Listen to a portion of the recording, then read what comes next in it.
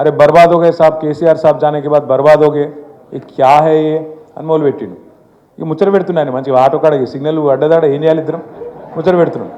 బర్బాద్ हो गए साहब అంటే क्या करना फिर నేను అన్న అంటే ఏమంటాడు कुछ करो ना साहब అన్నాడు. अरे क्या करूं भाई मैं, एक वोट का सजा, एक गलती का सजा 5 साल है, क्या करेंगे फिर 5 साल का सजा है बोल के मैं बोला. उन्होंने क्या पूछे मालूम मेरे को, साहब कोई तरकीब नहीं है क्या, ఏం ఉపాయం లేదా అంటుండు. నేను ఏం లేదు రా ఏం చేస్తాం ప్రజాస్వామ్యం, ఒక తప్పు చేస్తే 5 ఏళ్ళు పస్తాయించాలి గట్లే ఉంటుంది ఏం చేస్తాం అని చెప్పిన.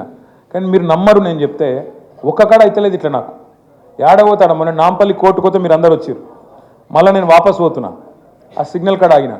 ఆడ ఆగితే ప్రామిస్ చెప్తాను, ఒక లేడీ ఆమె నాకు ఎవరో తెలియదు, నేను ఎవరో ఆడ ఆగినాం, ఒకళ్ళు చూసి అలో అని వచ్చిర్రు, ఫోటో దిగిరు.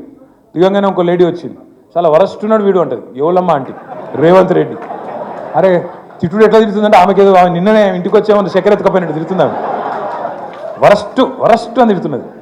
అంటే ఇవాళ నేను నిజంగా చెప్తున్నా, నేను కూడా నాకు 47-48 ఏళ్ళు, నేను కూడా దగ్గర 35 ఏళ్ళకి వెళ్ళి, ఎందుకంటే మా నాన్నగారు రాజకీయంలో ఉండే కాబట్టి దగ్గరికి వెళ్ళి చూస్తున్నా రాజకీయాన్ని, ప్రభుత్వాలను, ముఖ్యమంత్రులను అన్నీ చూస్తున్నా.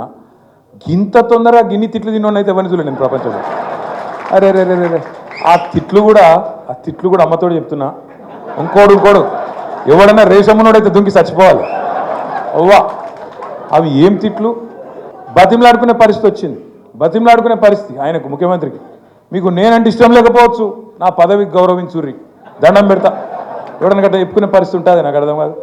మంచి పనులు చేయి, ఆటోమేటిక్గా గౌరవం దక్కుతుంది. గౌరవం అడుక్కుంటూ వస్తుందా, రాదు. ఇక ఆయనకు కొన్ని సాంకేతిక సమస్యలు ఉన్నాయి, టెక్నికల్ ప్రాబ్లమ్స్. ఎత్తు కుర్చీలు వేసుకొని కూర్చుంటాడు, టెక్నికల్ ప్రాబ్లమ్స్.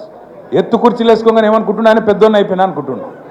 ఎత్తు కుర్చీలలో కూర్చుంటే పెద్దోళ్ళు గారు, మంచి పనులు చేస్తే ప్రజల మనసు గెలుచుకుంటే, కేసీఆర్ లెక్క ప్రేమిస్తే తెలంగాణను గప్పుడు పెద్దోళ్ళు అవుతారు.